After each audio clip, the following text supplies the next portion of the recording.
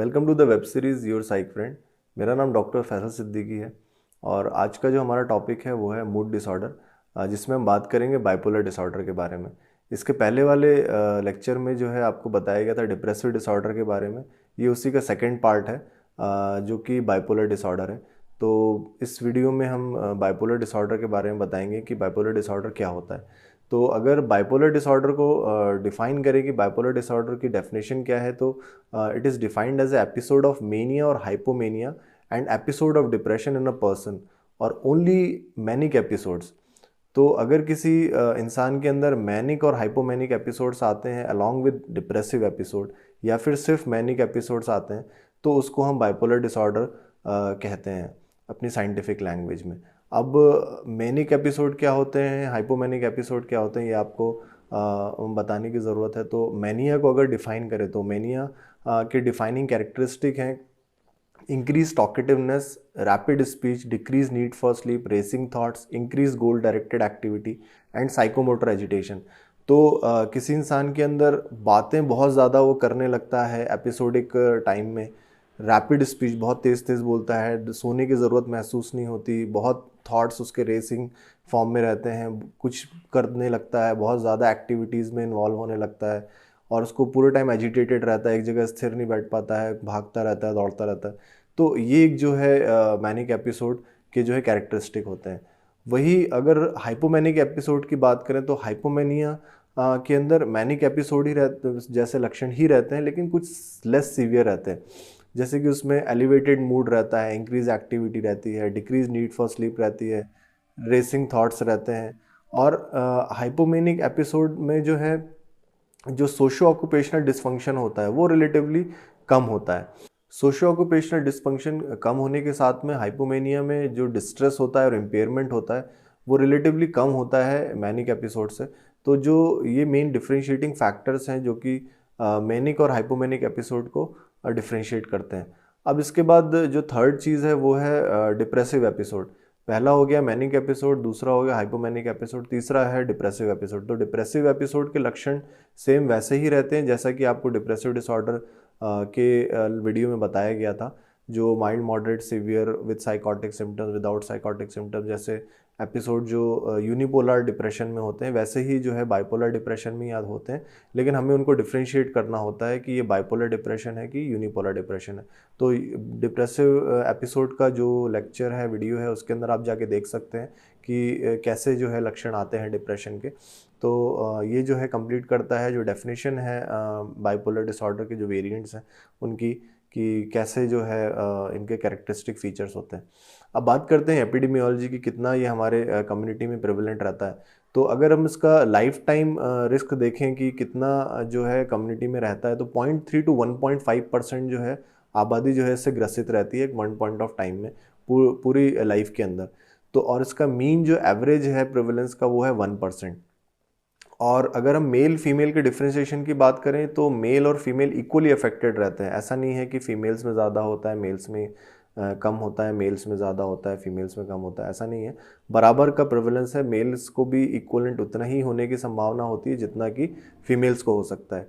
और एक जो मीन एज ऑफ ऑनसेट है, जो लक्षण एक जो आने के चांसेस होते हैं, वो 18 साल की उम्र के आसपास के लोगों में रहते हैं, कि 18 साल की उम्र तक अटेनमेंट के साथ लक्षण इसके कई बार मरीजों में आने लगते हैं, either in the form of depressive episode और in the form of manic और हाइपोमेनिक एपिसोड। तो ये जो है एपिडेमियोलॉजी है एक ब्रीफ में बाइपोलर डिसऑर्डर की। अब हम बात करते हैं इटियोलॉजी की, इसका कॉज क्या रहता है। तो सबसे पहला जो फैक्टर है वो है जेनेटिक फैक्टर। तो बाइपोलर डिसऑर्डर या यूनिपोलर मूड डिसऑर्डर के अंदर फर्स्ट डिग्री रिलेटिव, जैसे कि जो माँ बाप हैं या बच्चे हैं, उनके अंदर होने की संभावना काफ़ी ज़्यादा होती है। और इसकी हेरिटेबिलिटी अबाउट 85% है, मतलब जो मानसिक रोगों में ऑलमोस्ट सबसे ज़्यादा है सारे मानसिक रोगों में, कि अगर पेरेंट्स को हुआ है तो बच्चों में होने की संभावना काफ़ी ज़्यादा है। अगर कोई और फर्स्ट डिग्री रिलेटिव है जैसे कि भाई बहन है तो उनके अंदर भी होने की संभावना ज़्यादा रहती है। दूसरा जो फैक्टर है वो है इन्वायरमेंटल फैक्टर। तो जो लाइफ इवेंट्स हैं, खासतौर पर जो नेगेटिव लाइफ इवेंट्स होते हैं, वो जो है ट्रिगर करते हैं मैनिक और डिप्रेसिव एपिसोड को और हाइपोमेनिक एपिसोड को। तो कोई लॉस होता है किसी प्रकार का, या किसी प्रकार से इंसान की ज़िंदगी में तनाव आता है तो वो ट्रिगरिंग फैक्टर की तरह रोल प्ले करता है, मैनिक डिप्रेसिव एपिसोड को वो इंड्यूस कर देता है। तीसरी जो चीज़ है वो है न्यूरोबायोलॉजिकल फैक्टर। तो न्यूरोबायोलॉजिकल फैक्टर के अंदर जो न्यूरोट्रांसमीटर्स का रोल जो है वो एक इम्पॉर्टेंट है। तो एक डोपामीन करके एक न्यूरोट्रांसमीटर होता है, वो जो है उसकी ज़्यादा अप रेगुलेशन होने की वजह से या उसकी मात्रा ज़्यादा होने की वजह से जो है ये मैनिक एपिसोड होने की संभावना रहती है या हाइपोमैनिक एपिसोड होने की संभावना रहती है। और एक न्यूरोट्रांसमीटर जो है ग्लूटामेट जो भी है न्यूरोट्रांसमीटर, उसका भी रोल जो है अभी कुछ स्टडीज़ में पाया गया है कि उसका भी एक इम्पॉर्टेंट रोल है ये मैनिक और हाइपोमैनिक एपिसोड के इंड्यूस होने में। तो ये न्यूरोबायोलॉजिकल फैक्टर है। इसके बाद जो है कुछ ब्रेन इमेजिंग स्टडीज़ हुई हैं, उसके अंदर कुछ एरियाज़ है ब्रेन के जिस पे इफेक्ट पड़ता है मैनिक एपिसोड और डिप्रेसिव एपिसोड में। तो उसमें हिप्पोकैम्पस एक एरिया होता है ब्रेन में, उसका जो है वॉल्यूम कम हो जाता है, सिकुड़ जाता है वो, तो ये देखा गया है। और जो सेरेब्रल वॉल्यूम्स है जो ब्रेन के हमारे एरियाज़ है वो भी श्रंक करते हैं, कुछ स्टडीज़ में ये भी पाया गया है। तो ये एक ब्रेन इमेजिंग स्टडीज़ है, लेकिन इसका हम डायग्नोसिस में कोई ख़ासा इस्तेमाल नहीं कर सकते हैं। तो ये सिर्फ स्टडीज़ मिली हैं, अब आगे आने वाले टाइम में अगर और कुछ इससे बेहतर कुछ मिलता है तो फिर वो देखने की ज़रूरत है फ्यूचर में। लेकिन अभी फ़िलहाल तो सिर्फ एक जो मोटा मोटा तौर पे ये पाया गया है कि ये ब्रेन एरियाज़ में प्रॉब्लम आती हैं इन डिसऑर्डर्स में। अब बात करते हैं क्लिनिकल फीचर्स की और डायग्नोस्टिक क्राइटेरिया की अकॉर्डिंग टू ICD-10। तो सबसे पहले बताते हैं हाइपोमेनिया के बारे में। तो अगर हाइपोमेनिया को डायग्नोस करना है तो उसके लिए हमें 4 मेजर पॉइंट्स देखने होते हैं, A, B, C और D। तो A पॉइंट में ही मेंशन किया गया ICD के कि द मूड इज़ एलिवेटेड और irritable to a degree that is definitely abnormal for the individual concern and sustain for at least 4 consecutive days. तो एक मन जो है इंसान का वो बहुत ज़्यादा एलिवेटेड, बहुत खुश रहना होता है उसको, और बहुत ज़्यादा चिड़चिड़ा हो रहा हो, और एटलीस्ट 4 कॉन्सिक्यूटिव डेज तक जो है कॉन्टीन्यूसली उसके अंदर ये लक्षण बने रहना चाहिए। तो और जो मूड है उसका नॉर्मल से ज़्यादा ही होना चाहिए कि भाई नॉर्मल से ज़्यादा ही जो है वो दिख रहा है कि भाई बहुत ज़्यादा खुश है, वो बहुत ज़्यादा अपनी एक्टिविटीज़ में इन्वॉल्व होता जा रहा है। तो ये जो है फर्स्ट पॉइंट है जो मेंशन करता है हाइपोमेनिया के बारे में। इसके बाद जो बी पॉइंट है उसमें मेंशन किया गया at least 3 of the following must be present leading to some interfere with the present personal functioning in daily living of the patient. तो 3 फीचर्स इसमें से होने चाहिए जो कि अभी मैं मेंशन करने वाला हूँ, जिससे जो है पता चल सके कि ये हाइपोमेनिक एपिसोड है कि नहीं है। तो इसमें जो फर्स्ट है वो है इंक्रीज एक्टिविटी और physical restlessness, increase talkativeness, difficulty in concentration, decrease need for sleep, increase sexual energy और माइल्ड स्पेंडिंग स्प्रीज और इररिस्पॉन्सिबल बिहेवियर, इंक्रीज सोशबिलिटी और ओवर फैमिलियरिटी। तो ये जो है लक्षण जो मैंने मेंशन किए हैं, इसके अंदर से कम 3 लक्षण जो है मरीज़ के अंदर होने चाहिए, जिससे हम पता लगा सकते हैं कि ये हाइपोमेनिक एपिसोड है कि नहीं है। फिर जो सी पॉइंट है उसमें मेंशन किया गया है the episode does not meet the criteria for mania, bipolar affective disorder और डिप्रेसिव एपिसोड, साइक्लोथाइमिया और एनोरेक्सिया नर्वोसा। और जो डी पॉइंट है उसमें मेंशन किया गया है most commonly use exclusion criteria. इसमें एक्सक्लूड करते हैं कि भाई कोई और मानसिक परेशानी की वजह से तो ये लक्षण नहीं आ रहे, जैसे कोई दवाई, कोई नशे का सेवन किया मरीज ने, कोई साइकोएक्टिव सब्सटेंस यूज़ किया, और कोई ऑर्गेनिक मेंटल डिसऑर्डर, मतलब कोई ब्रेन में कोई और ट्यूमर या कोई और पैथोलॉजी तो डेवलप नहीं हुई जिसकी वजह से लक्षण आए हैं। तो ये कंप्लीट करता है हमारे हाइपोमेनिक एपिसोड को। मेनिया विद साइकोटिक सिम्टम्स को ICD-10 ने जिस तरीके से डिफ़ाइन किया है वो सेम है हाइपोमेनिया की कैरेक्टरिस्टिक्स में, जिसमें A, B, C और D पॉइंट्स को मेंशन किया है। जिसमें जो A पॉइंट है उसमें ये बताया गया है कि a mood which is predominantly elevated, expensive और irritable and definitely abnormal for the individual concern. This mood change must be prominent and sustain for at least a week. तो जो मूड है मरीज़ का वो प्रीडोमिनेटली मतलब ज़्यादातर जो है चिड़चिड़ा रहना चाहिए, या बहुत ज़्यादा एलिवेटेड होना चाहिए, एक्सपेंसिव होना चाहिए, बहुत ज़्यादा खुशी में जो है मरीज़ रहना चाहिए, और उस मरीज जो जिसके अंदर ये लक्षण आ रहे हैं उसके लिए अब नॉर्मल होना चाहिए, मतलब वो वैसा पहले स्वाभाविक तौर पे भी नहीं था, ये देखना होता है। और जो ड्यूरेशन है वो कम से कम 1 हफ्ते का होना चाहिए इस लक्षण के साथ में। हाइपोमेनिक एपिसोड में ड्यूरेशन कम से कम 4 दिन का था, इसके अंदर मैनिक एपिसोड में कम से कम 7 दिन का ड्यूरेशन होना चाहिए इन लक्षणों के साथ में। तो ये पॉइंट ए में मेंशन है। पॉइंट बी में ये मेंशन किया गया है कि at least 3 of the following must be present. तो उसमें मैं कुछ पॉइंट्स बताऊंगा, तो इसमें से कम 3 पॉइंट्स जो हैं होने चाहिए मरीज को इस डिसऑर्डर को डायग्नोस करने के लिए। तो इसमें सबसे पहला है increased energy activity, increase talkativeness, flight of ideas, loss of social inhibition, decrease need for sleep, inflated self esteem, distractibility and behaviour which is foolish और reckless, and marked sexual increase energy. तो ये जो है लक्षण जो मैंने बताए हैं आपको, ये 9 पॉइंट्स में से कम 3 जो है मरीज के अंदर होने चाहिए, जिससे जो है हम ये डिसऑर्डर को, मैनिक एपिसोड को पकड़ सकते हैं, डायग्नोस कर सकते हैं। फिर पॉइंट सी में मेंशन किया गया है द एब्सेंस ऑफ हैलुसिनेशन और delusion although perceptual distortion disorders में अकर। तो डिल्यूजन जो है और हैलुसिनेशन जो साइकोटिक सिम्टम्स है ये नहीं होने चाहिए इन एपिसोड में। जो डी पॉइंट है उसमें एक्सक्लूजन क्राइटेरिया ही रहता है, जिसमें हम साइको एक्टिव सब्सटेंस यूज़, कोई नशे की वजह से लक्षण तो नहीं आ रहे हैं, और एक ऑर्गेनिक मेंटल डिसऑर्डर, ये जो है दोनों सेवन की वजह से या ऑर्गेनिक मेंटल डिसऑर्डर की वजह से ये लक्षण नहीं आ रहे, तो ये एक्सक्लूजन के लिए यूज़ होता है। तो ए, बी, सी और डी इन पॉइंट से हम पता लगा सकते हैं कि मैनिक एपिसोड मरीज के अंदर है कि नहीं है।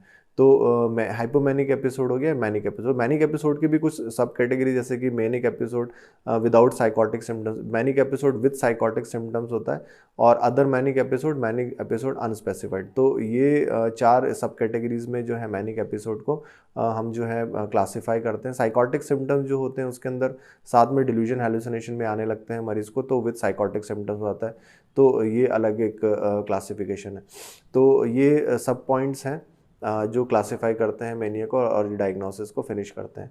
Bipolar affective disorder manic episode के बाद क्लासिफिकेशन सिस्टम में मेंशन किया गया है, और बाइपोलर अफेक्टिव डिसऑर्डर में हम देखते हैं episodes are demarcated by switch to an episode of opposite और मिक्स्ड पोलैरिटी और बाय रिमिशन। इसका मतलब ये है कि इसमें ऑल्टरनेटिंग एपिसोड जो है डिप्रेशन, मेनिया के, हाइपोमेनिया के आते रहते हैं, या तो पूरी तरीके से लक्षण ठीक होने के बाद आते हैं दवाइयों से या बिना दवाइयों के, या फिर जो है मरीज़ एकदम डिप्रेशन से मेनिया में स्विच कर जाता है या मेनिया से डिप्रेशन में स्विच कर जाता है। ऐसे ऑल्टरनेटिंग एपिसोड्स आते रहते हैं। तो जब तक पूरे ऑल्टरनेटिंग एपिसोड्स नहीं आएंगे तब तक हम बाइपोलर अफेक्टिव डिसऑर्डर इसको डायग्नोस नहीं कर सकते हैं। तो दोनों का होना बहुत ज़रूरी है बाइपोलर अफेक्टिव डिसऑर्डर को डायग्नोस करने के लिए। अब इसमें जो क्लासिफिकेशन है आईसीडी का, उसमें सारे manic episodes, hypomanic episode, depressive episode को कंबाइन करके ही जो है बाइपोलर अफेक्टिव डिसऑर्डर बनाया गया। जैसे कि bipolar affective disorder current episode hypomania, bipolar affective disorder current episode mania without psychotic symptoms, bipolar affective disorder current episode mania with psychotic symptoms, bipolar affective disorder current episode mild to moderate depression, bipolar affective disorder current episode depression without psychotic symptoms and इसके बाद with psychotic symptoms, और bipolar affective disorder current episode mixed मतलब कि depressive features भी हैं और manic और hypomanic features भी हैं, और उसके बाद other bipolar affective disorder and bipolar affective disorder unspecified. तो इसमें आप देखेंगे पूरे क्लासिफिकेशन सिस्टम में उन्होंने जो भी मरीज जिस लक्षण के साथ में आता है, अगर हाइपोमैनिक एपिसोड के साथ में आया है तो bipolar affective disorder current episode hypomania, अगर मैनिक एपिसोड के साथ आया तो manic episode without psychotic symptoms और विद साइकोटिक सिम्टम्स, अगर डिप्रेशन के साथ में आया है पहले मैनिक एपिसोड्स उसको आ चुके हैं, दवाइयों से ठीक हुआ है, बिना दवाइयों के ठीक हुआ है, उसके साथ में अगर करंटली डिप्रेशन में आया तो माइल्ड टू मॉडरेट डिप्रेशन अगर उसके अंदर मिल रहा है तो उसके साथ क्लासीफाई किया गया। अगर सिवियर डिप्रेशन के साथ में आया तो severe depression with psychotic symptoms, और अगर साइकोटिक सिम्टम्स है तो with psychotic symptoms severe depression. और बाइपोलर अफेक्टिव डिसऑर्डर का एक ये भी क्लासिफिकेशन है। इसके बाद एक मिक्स्ड एपिसोड, मिक्स्ड मतलब कि जिसमें दोनों ही प्रकार के डिप्रेशन और मैनिक और हाइपोमैनिक लक्षण जो है मरीज के अंदर देखने को आ रहे हैं, तो उसके साथ भी एक क्लासिफिकेशन का एक पॉइंट है। और उसके बाद अदर बाइपोलर अफेक्टिव डिसऑर्डर या bipolar affective disorder current episode unspecified. तो ये जो है इस क्लासिफिकेशन सिस्टम को कंप्लीट करता है। तो जब आप इस तरीके से समझने की कोशिश करेंगे आईसीडी ने तो उसको काफ़ी अच्छे तरीके से समझाया। तो इसमें सारे जो एपिसोड्स हैं वो कवर अप होते हैं और हम डायग्नोस इसी तरीके से करते हैं, मरीज़ को क्लासीफाई करके फिर उसका आगे जो है हम इलाज करते हैं। मैनेजमेंट के अंदर हम सबसे पहले जनरल बेसलाइन इन्वेस्टिगेशंस कराते हैं मरीज़ का, जिसमें कंप्लीट ब्लड काउंट है, लिवर फंक्शन टेस्ट है, किडनी फंक्शन टेस्ट है, ब्लड शुगर है, ईसीजी है, थायराइड प्रोफाइल है। ये हम कोई कोमॉर्बिडिटीज़ मरीज़ को तो नहीं है, जैसे डायबिटीज़ या हाइपरटेंशन या किडनी का कोई प्रॉब्लम या कोई लिवर का प्रॉब्लम तो नहीं है ऑलरेडी। ये रूल आउट करने के लिए जो है मरीज़ की जांचें कराते हैं, थायराइड का प्रॉब्लम नहीं है। तो इससे हमें पता चलता है कि और कुछ हमें ड्रग में ऑल्ट्रेशन करने की ज़रूरत है कि नहीं है। अगर बाइपोलर डिसऑर्डर प्रॉपर की अगर कोई जांच की बात करें तो इसकी कोई जांच नहीं है, ना ही कोई ब्लड इन्वेस्टिगेशन है, ना ही कोई इमेजिंग है, सीटी स्कैन, एमआरआई या पेट स्कैन है। जो डायग्नोसिस होता है वो कम्प्लीटली क्लिनिकल होता है, जो लक्षण मरीज़ हमको बताता है अगर के उसी से हम डायग्नोस करते हैं मरीज़ को और उसी का जो है प्लान ऑफ ट्रीटमेंट हम उस टाइम पे डिसाइड करते हैं। तो ये तो इन्वेस्टिगेशंस की बात हुई। अब जब डायग्नोसिस बनाते हैं उसके बाद हमें एक चीज़ ये भी प्लान करनी होती है कि मरीज़ को हमें एडमिट करना है कि नहीं करना है। जैसे कई बार मैनिक एपिसोड में जब मरीज़ एकदम इरिटेबल होके आता है, बहुत हाइपर एक्टिव रहता है, बहुत ही गुस्से में रहता है या फिर दौड़ता भागता रहता है, एक कंट्रोल नहीं हो पाता है फैमिली मेम्बर से, तो उसको कई बार मरीज़ को एडमिट करना पड़ता है और एडमिट करके हमें इंजेक्टेबल्स देने पड़ते हैं जिससे मरीज़ की जो है लक्षण कम हो और मरीज़ इजीली मैनेज हो सके। तो एडमिट भी करते हैं। अगर बहुत ज़्यादा सिवियर नहीं है डिजीज़ डिसऑर्डर तो हम जो है उसको एडमिट नहीं करते हैं, उसको घर पे ही रख कर ट्रीट करते हैं, उसको मेडिकेशन देते हैं जिस तरीके से फैमिली मेम्बर उसको घर पे रख कर के ही ट्रीट कर सकें। जैसे कई बार सिवियर डिप्रेशन अगर है और मरीज़ फैमिली मेम्बर से मैनेज हो सकता है तो उसको घर पे भी रख के ट्रीट किया जा सकता है। हाइपोमैनिक एपिसोड है तो वो घर पे भी ट्रीट किया जा सकता है। मैनिक एपिसोड में कुछ कई बार ज़रूरत पड़ जाती है भर्ती करने की मरीज़ को हॉस्पिटल में, नहीं तो यूजुअली जो है घर पे भी ऐसे मरीज़ को मैनेज किया जा सकता है। अब अगर हम बात करें तो इसमें ट्रीटमेंट में डिवाइड करने के लिए हमने मैनिक एपिसोड को अलग ट्रीटमेंट प्रोफाइल है और अगर हाइपोमैनिक एपिसोड का मैनिक एपिसोड की तरह ही है और डिप्रेसिव एपिसोड का अलग है। जो बाइपोलर डिप्रेशन का ट्रीटमेंट है वो अलग है। मैनिक एपिसोड के ट्रीटमेंट में मेडिकेशंस का काफ़ी इंपॉर्टेंट रोल है। तो सबसे पहले तो स्टार्टिंग में हम एंटीसाइकोटिक्स यूजुअली यूज़ करते हैं, primary agent to control the manic symptoms, और उसके साथ में हम मूड स्टेबलाइज़र ऐड करते हैं। तो कई बार मूड स्टेबलाइज़र कुछ समय के बाद भी ऐड करते हैं या फिर स्टार्टिंग में भी उसको ऐड कर सकते हैं। तो एंटीसाइकोटिक्स जो हम दवाइयाँ यूज़ करते हैं उसमें हैलोपेरिडोल, ओलंजापिन, क्यूटेपिन और रिस्पेराडोन, ये 4 ऐसी दवाइयाँ जो एक्यूट मैनिक कंडीशन में जिनका अच्छा रोल है। तो ये हम लो डोज से एकदम स्टार्ट करते हैं, ग्रेजुअली इसको डोज बढ़ाते हुए कुछ दिनों के अंदर एक ऑप्टिमम लेवल पे आते हैं और जो है लक्षण कम हो जाते हैं या ठीक हो जाता है मरीज़ तो उसको मेंटेन करते हैं उसी डोज पे। मूड स्टेबलाइज़र में सोडियम वैल्पोरेट और लिथियम, ये दो ऐसे मूड स्टेबलाइज़र हैं जिनका सबसे अच्छा रोल है मैनिक एपिसोड को कंट्रोल करने में अलॉन्ग विद एंटीसाइकोटिक। तो प्रोफाइलैक्टिक ट्रीटमेंट मतलब जब मैनिक एपिसोड ख़त्म हो जाता है तो फ्यूचर में लक्षण नहीं आए मैनिक एपिसोड के, हाइपोमैनिक एपिसोड के या डिप्रेशन के, तो उसके लिए सोडियम वैल्पोरेट और लिथियम का इस्तेमाल किया जाता है जो कुछ समय तक चलाई जाती है। लेकिन एंटीसाइकोटिक जो हम उस टाइम पे करंटली एक्यूट लक्षण कंट्रोल करने के लिए यूज़ करते हैं वो कुछ समय बाद 1 महीने, 2-3 महीने के बाद, 6 महीने के बाद बंद कर देते हैं। तो ये एक डोजिंग एक ड्रग का प्रोफाइल है मैनिक एपिसोड के ट्रीटमेंट के लिए और हाइपोमैनिक एपिसोड के लिए। और एक रूल है हम फॉलो करते हैं कि हम सबसे लो डोज से स्टार्ट करते हैं, ग्रेजुअली डोज बढ़ाते हैं। कई बार एकदम ज़्यादा डोज लेने से साइड इफ़ेक्ट बहुत ज़्यादा तेज़ी से आते हैं मरीज़ के अंदर और फिर वो दवाई छोड़ देते हैं। तो हम एक जनरल रूल एक जो साइकाट्री का है वो फॉलो करते हैं कि हम कम कम डोज से स्टार्ट करते हैं और धीरे धीरे जो है डोज बढ़ाते हैं 2 से 5 दिन, 10 दिन या 15 दिन के अंदर। तो उससे लक्षण काफ़ी हद तक कम होते हैं, साइड इफ़ेक्ट भी नहीं आते हैं, मरीज़ पूरी तरीके से ठीक हो जाता है। तो ये ट्रीटमेंट है मैनिक एपिसोड का। इसके बाद आता है ट्रीटमेंट बाइपोलर डिप्रेशन का। तो एक यूनिपोलर डिप्रेशन का जो ट्रीटमेंट था वो अलग होता है और बाइपोलर डिप्रेशन का ट्रीटमेंट अलग होता है। यूनिपोलर एकदम डिफरेंट है ट्रीटमेंट प्रोफाइल में, क्योंकि उसमें जो ड्रग्स का यूज़ करते हैं, जो SSRI, SNRI, TCAs हैं, वो हम बाइपोलर डिप्रेशन में यूजुअली यूज़ नहीं करते हैं, हम उसको अलग तरीके से ट्रीट करते हैं। तो जो बाइपोलर डिप्रेशन है उसमें जो मेडिसिन का यूज़ करते हैं उसमें प्राइमरली मूड स्टेबलाइजर्स ही हैं, मतलब एक डायवलप्रोक्स सोडियम जो सोडियम वैल्पोरेट है या फिर लिथियम, और भी जो ड्रग्स हैं जिसका यूज़ किया जाता है वो एंटीसाइकोटिक मेडिकेशन है, जैसे क्यूटेपिन है, ओलंजापिन और फ्लॉक्सीटिन का कॉम्बिनेशन है। ये 2 मेडिसिन हैं जिनका अच्छा रोल पाया गया है बाइपोलर डिप्रेशन के ट्रीटमेंट में। तो ये जो है बाइपोलर डिप्रेशन के लिए मेडिकेशंस हैं जो कि हम यूज़ करते हैं। उसके बाद लैमोट्रिजिन एक मेडिसिन है जो कि अच्छा यूज़ करते हैं, एक as a monotherapy single drug जो है इसको यूज़ किया जाता है एज अ मूड स्टेबलाइजर। जो बाइपोलर डिप्रेशन के मरीज़ जो ओलंजापिन फ्लॉक्सीटिन कॉम्बिनेशन या क्यूटेपिन से ठीक नहीं हो पाते, उनके अंदर हम लैमोट्रिजिन भी यूज़ कर सकते हैं, जो कि एक मिर्गी के दौरा ठीक करने की दवाई है, जिसका बाइपोलर डिप्रेशन में भी काफ़ी अच्छा रोल पाया गया है।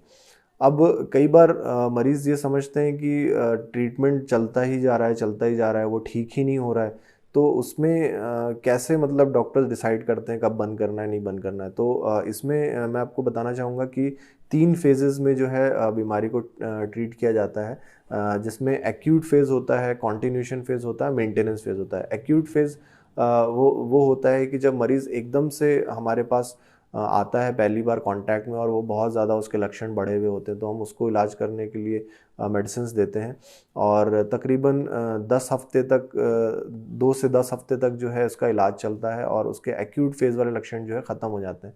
जैसे ही जो है 2 to 10 वीक्स होते हैं, उसके बाद मरीज़ जो है लक्षण 30 से 40% तक कम होने के बाद कॉन्टिन्यूशन फेज़ में चला जाता है। कॉन्टिन्यूशन फेज़ के अंदर तकरीबन 6 से 12 हफ्ते तक मरीज़ रहता है, जिसमें उनके 60-70% तक लक्षण काफ़ी हद तक कम हो जाते हैं और फिर उसके बाद ऑटोमेटिकली मरीज़ जो है मेंटेनेंस फेज़ में चला जाता है, जो भी कम से कम 6 से 12 हफ्ते के लिए रहता है। और उसके बाद जो है मेंटेनेंस फेज़ में तकरीबन कुछ टाइम तक मरीज़ रहता है और जब मेडिसिन उसकी कंटिन्यू करनी पड़ती है। अगर हम ड्रग डिसकंटिन्यूएशन की बात करें, तो जब दवाई बंद करने का टाइम आता है, एटलीस्ट 3 मंथ्स के लिए ड्यूरेशन तक तो मरीज़ को हमें दवाई देनी ही पड़ती है। अगर हम उसके पहले मेडिसिन बंद करते हैं तो लक्षण जो है दोबारा से वापस आ सकते हैं और दोबारा से मरीज़ जो है कांटेक्ट में आता है कि भाई या तो उसको लक्षण आने लगे या तो फिर वो कोई गलत स्टेप ले सकता है। तो मेन जो है हमें डिसाइड करना होता है कि हमें कितने टाइम तक जो है ड्रग देनी है। तो तकरीबन 3 से 6 महीने तक हम मेंटेनेंस फेज़ में मरीज़ की ड्रग्स कंटिन्यू करते हैं। अगर उसको बार-बार रिलैप्स हो रहे हैं मरीज़ को कि भाई बार-बार उसको लक्षण आ रहे हैं, तो और लंबे समय तक भी दवाइयाँ देनी पड़ सकती हैं, कम से कम 2 से 5 साल तक भी कंटिन्यू करनी पड़ सकती हैं और अगर फ्रीक्वेंट रिलैप्सेस हो रहे हैं तो मे बी लाइफ टाइम तक भी मेडिसिन लेना पड़ सकता है। तो ये एक पूरा ट्रीटमेंट प्रोफाइल है मेडिसिन का कि कब तक जो है हमें ट्रीटमेंट देना है। अब बात करते हैं course and prognosis of bipolar disorder की। तो bipolar disorder usually begins as depression with the first manic episode manifesting about 5 years later। तो मोस्टली बाइपोलर डिसऑर्डर में सबसे पहले जो लक्षण आना शुरू होते हैं वो डिप्रेसिव एपिसोड के आना शुरू होते हैं और मैनिक एपिसोड जो है तकरीबन ज़्यादातर मरीजों में 4 से 5 साल बाद ही आना शुरू होता है। तो जो डिप्रेशन के मरीज़ आते हैं, हमें तो उसमें एवेलुएट करना होता है, हमें ऑब्ज़र्व करना पड़ता है कि कहीं वो फ्यूचर में मैनिक एपिसोड तो उनको नहीं आ गया कहीं। और कई बार जो है मेडिसिन से भी मैनिक एपिसोड स्विच हो जाता है, तो उसको भी हमें ध्यान में रखते हुए मरीज़ को क्लासिफाई करना पड़ता है कि एक्चुअल में यूनिपोलर डिप्रेशन का मरीज़ है या बाइपोलर डिप्रेशन का है या बाइपोलर अफेक्टिव डिसऑर्डर का है। तो ये जो है एक कोर्स एंड प्रोग्नोसिस का एक इम्पॉर्टेंट पॉइंट है। और अगर हम मैनिक एपिसोड की बात करें तो मैनिक एपिसोड कम से कम मैक्सिमम 6 महीने तक रहता है। तो 1 महीने 7 दिन से लेकर के 6 महीने तक ड्यूरेशन तक जो है मैनिक एपिसोड के लक्षण बने रह सकते हैं और ऑटोमेटिकली उसके बाद या तो ठीक हो जाता है या तो फिर अगर वो साइकाट्रिस्ट के पास आता है मरीज़ या किसी डॉक्टर के पास जाता है, उसको सही मेडिकेशन मिल जाता है तो मेडिसिन से भी वो ठीक हो जाता है। 90% मरीज़ के अंदर जो है मैनिक एपिसोड के साथ में आगे जाके फ्यूचर में एपिसोड्स फिर से आते हैं ठीक होने के बाद। तो अगर किसी को फर्स्ट टाइम मैनिक एपिसोड आया है तो उसके बाद फ्यूचर में भी उसको मैनिक एपिसोड आते रहेंगे। ये 90% मरीज़ों के अंदर जो है ऐसा देखने में आया है। सिर्फ 10% मरीज़ ही ऐसे हैं कि जिनके अंदर फ्यूचर में नहीं आने की संभावना रहती है। अगर हम बात करें जो बाइपोलर डिसऑर्डर वाले पेशेंट होते हैं वो एक्यूट एपिसोड से निकल आते हैं वापस, लेकिन लॉन्ग टर्म प्रोग्नोसिस जो है वो उनका पुअर रहता है, मतलब कि उनको of and on episodes depression के, मेनिया के, हाइपोमेनिया के आते रहते हैं। और अगर मेडिसिन नहीं देते हैं, ट्रीटमेंट उनको नहीं किया जाता है तो ये और वर्सन होता है फ्यूचर में जा कर के और आत्महत्या की भी संभावना ऐसे मरीजों में काफ़ी ज़्यादा रहती है। अब अगर हम देखें कि पूरा ओवरऑल सोशो ऑक्यूपेशनल फंक्शनिंग कैसी होती है, तो सिर्फ 20% ही जो है मरीज़ जो हैं ओवरऑल 5% पीरियड की क्लिनिकल स्टेबिलिटी हासिल कर पाते हैं और जिनका गुड सोशो ऑक्यूपेशनल परफॉर्मेंस रहता है। मोस्ट ऑफ द पेशेंट्स के अंदर जो है लक्षण आते जाते रहते हैं और जो है मरीज़ परेशानी में ही बिताता है। तो मोस्टली फोकस हमें इस चीज़ पे करना चाहिए कि पेशेंट करेक्टली डायग्नोस हो और वो सही ट्रीटमेंट पा सके। अगर उसको प्रॉपर ट्रीटमेंट मिलता है मरीज़ को, तो वो लॉन्ग टर्म उसका जो क्लिनिकल स्टेबिलिटी है और जो उसकी सोशो ऑक्यूपेशनल फंक्शनिंग है वो काफ़ी बेहतर हो जाती है, जिन मरीज़ों को नहीं मिलता है उनसे।